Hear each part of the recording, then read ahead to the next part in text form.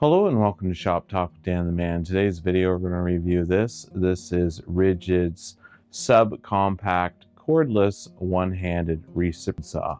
Stay tuned to find out more.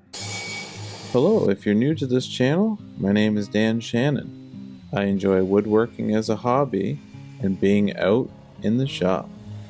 On this channel, dive deep into my shop as we explore tools and tool reviews, as well as chatting about everything related to woodworking. If this grabs you by the tool belt, please subscribe to my channel if you want more videos like this.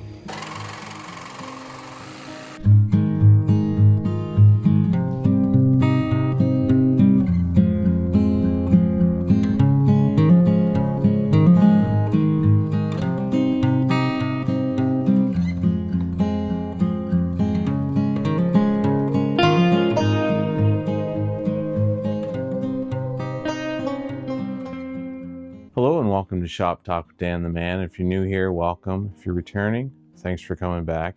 Today's video we're going to dive into this. This is RIDGID's 18-volt cordless subcompact reciprocation saw, and this is model number R8648, and this is their one-handed reciprocation saw.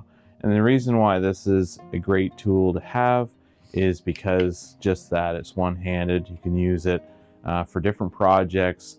So without further ado, let's jump into the features of this tool. Then we're going to do some hands-on, so how does it cut? And then we'll jump into some final thoughts on this tool and why I purchased it.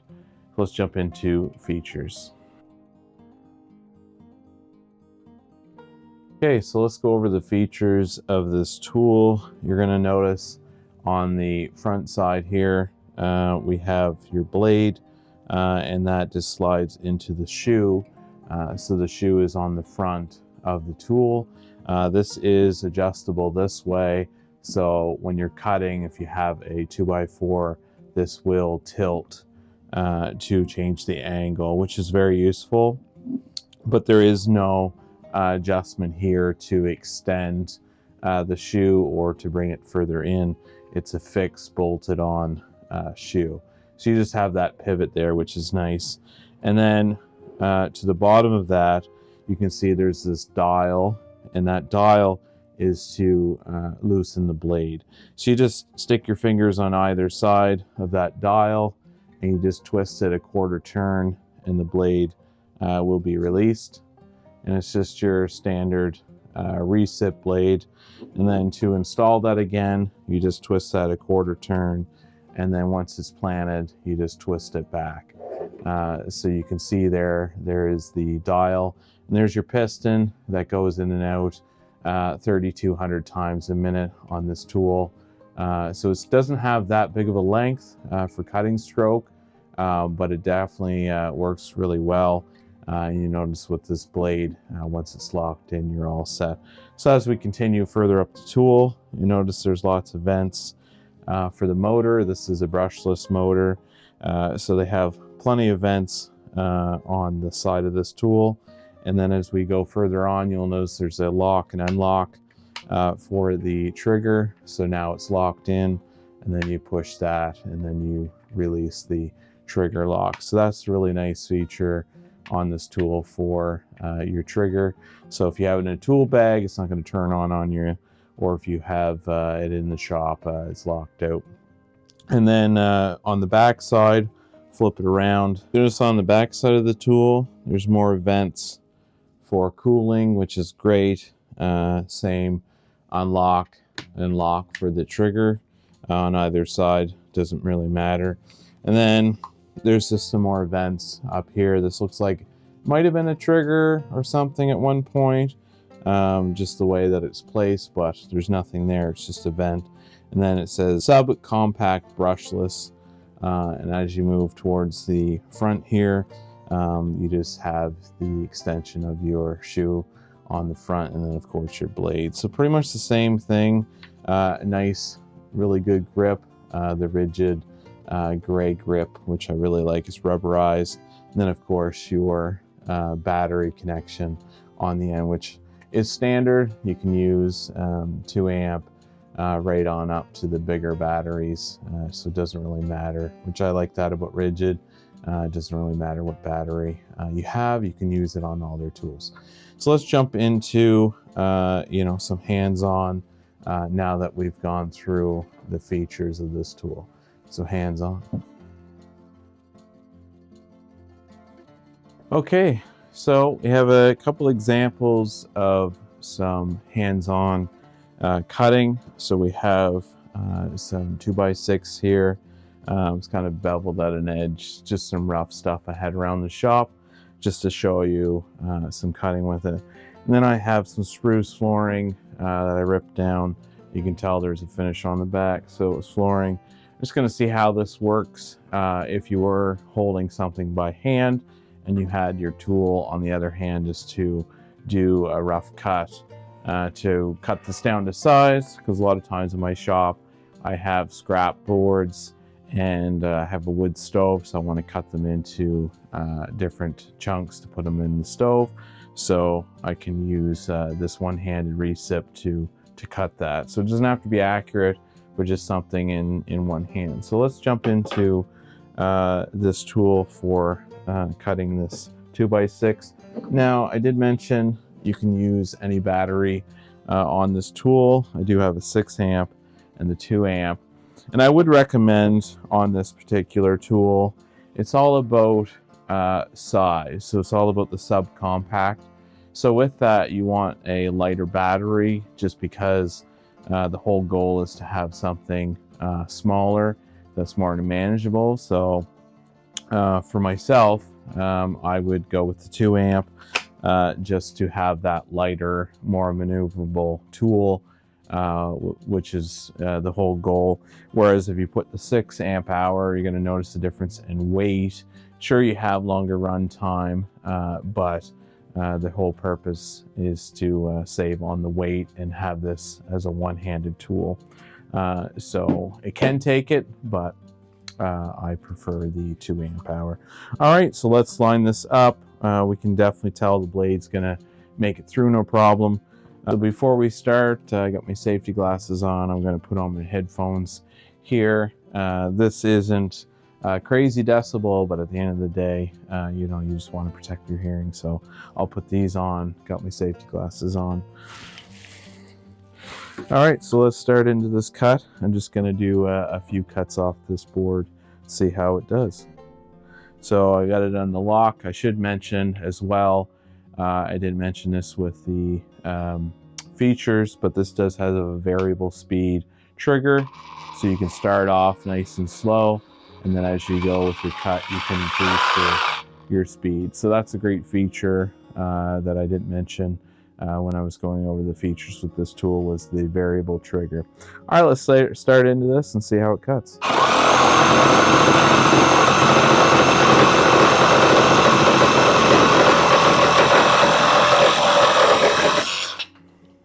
I cut that no problem. I'm just going to move this out of the way because of the vibrations on the table. And then we'll cut another piece. So depending on the effort, or you can use this shoe to rock the blade through the material. Other times you can just let the blade do the cutting. So depending on what you're cutting, of course, you can use the different techniques. And this, of course, moves depending on the angle as well. So let's cut another piece.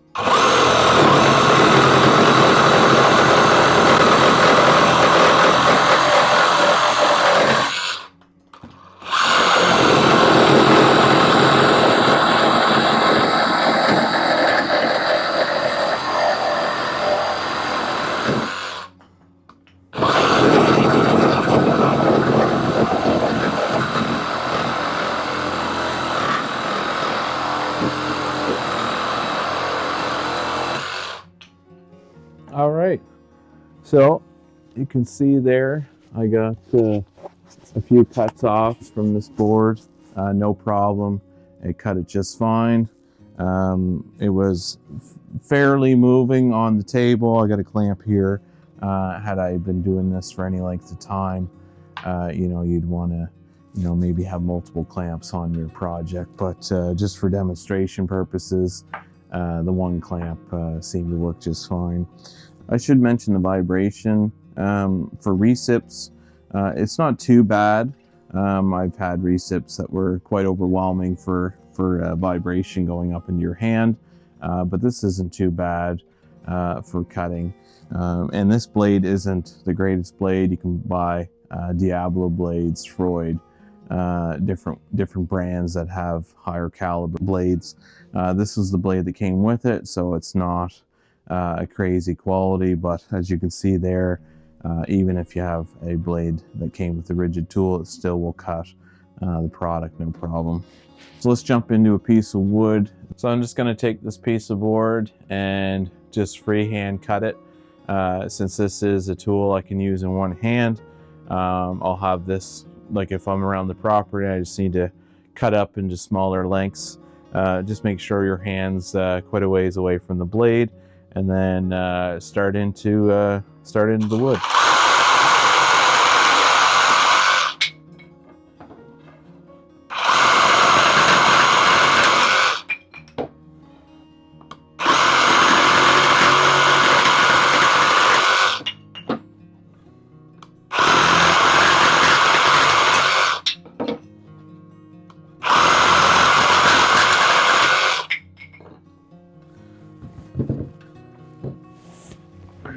All right, so you can see with all those handheld pieces, cut very quickly. It was nice to be able to have something handheld when you're cutting through pieces. I know a lot of the original recips. I have one here I'm going to show just for the final thoughts, kind of the differences. But it's just nice to have something that's portable in your hand. The subcompact line that RIDGID does. Just so you have that extra maneuverability when you're cutting, and also, you know, if you're cutting something to length in your hand, it's quite easy to do. All right, so let's jump into some final thoughts on this tool. Okay, the final thoughts on this compact recip saw from RIDGID is that compared to the full-size recip, you can definitely tell there is a big difference in overall weight and overall just pure size in general. This definitely is a two-handed tool, and it's made for that if you're cutting studs out of a wall. Does this replace this? Definitely not. I definitely need this still for a lot of bigger projects. If I'm cutting, like I said, through a wall, you can definitely guide this. It has way more power, you can see, or a motor size compared to the smaller tool. So definitely still need this in your shop. If you were going out to buy a tool, depending on your needs, and I always say that with your shop and in your tools, a lot of times it's not about the brand, because this product is made through Ryobi, and get into Milwaukee and DeWalt and so on and so forth. They all have a similar model, but it's really the needs of your shop and kind of what you're doing and your budget. But the difference between these two for me, and why it was important to have two different models, was exactly this. I can hold it with one hand. It can be maneuverable. Is it as powerful? No. When I'm out and about, or even in the shop, if I rip a whole bunch of boards through and they're 8 feet long, 6 feet long, and I have to cut them up, for my wood stove, I can just do this with this tool here. So I would definitely recommend this subcompact recip saw if you're on the market for something around your shop, or maybe even in the yard. This is great for branches, pruning. You can get different types of blades, one metal, one for plastic, all-purpose blades, so on and so forth. But they do have some longer ones specifically for pruning trees when you're outside. So this would be a great addition to your yard. And to be honest, a lot of my tools I use in the shop and out. Definitely this one, I just cut up a bunch of pallets recently. I would have loved to have this on hand at that time, because it would have been a lot easier to maneuver than this bigger tool. But like I said, you know, depending on your job, depending on the task, it's great to have both tools on hand. And also the differences between the two of these, there is an adjustable shoe on this to change the overall length. And this has, as you can see, a longer piston on the inside, so it has a longer throw for cutting. So you get a lot faster cuts with this versus this. But you have to weigh everything, speed versus you know, the handheld portableness, the subcompact. And I think RIDGID did a great job between the two tools, having something that's one-handed and it also performs very well. It actually says on their box that is the best performing subcompact tool out there for the recip side of things, and I don't have other ones to compare it to. But I would say for myself, I was definitely surprised with its capabilities and the fact that it could cut so well. So once again, it just boils down to your preference brand-wise, and also your budget and what you do with your tools. So thanks for watching today's video. Hopefully you got something out of you know, kind of the differences between the two. You can see visually the size difference between the two, and whether or not this would be a tool for your shop and for your needs. And if you're not already, please click on that subscribe button down below. We'd love to have you as part of the Shop Talk family. And don't forget to give me a thumbs up, a like on this video. If you have any comments about this tool, or maybe just in general with Shop, please leave that below, and I'll try to get back to you as soon as I can. Until then, thanks for watching. And also, just as a reminder, don't forget, any RIDGID tool you have, as you can see behind me, I have quite a few. Make sure you register them for the LSA, the Lifetime Service Agreement. RIDGID's amazing when it comes to their Lifetime Service Agreement. If you have any issues with your tool, your batteries, that's what blows me away. Their batteries, as long as you can pull the trigger, RIDGID says they will replace your batteries free of charge. So to me, your batteries, you know, over the service life of your using your tool, the batteries will deplete and no longer charge. And RIDGID guarantees they will replace them when they do not work. Same with their tools. Anything breaks on them, you send them in and they will get fixed. So you can't beat that. I know I go on about RIDGID a fair bit, but it's within good reason because they back their products. Until then, thanks for watching and have yourself a great day.